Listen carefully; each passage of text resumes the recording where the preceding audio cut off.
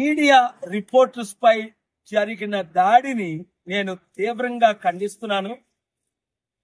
ఎవరైనప్పటికీ, ఎంత పెద్దవారైనప్పటికీ, మోహన్ బాబు గారు కావచ్చు, ఇంకొకరు కావచ్చు, మీడియాపై దాడి చేయడం అన్నది చాలా ఘోరం. అది కనుక తక్షణమే మోహన్ బాబు గారు క్షమాపణ చెప్పాలి.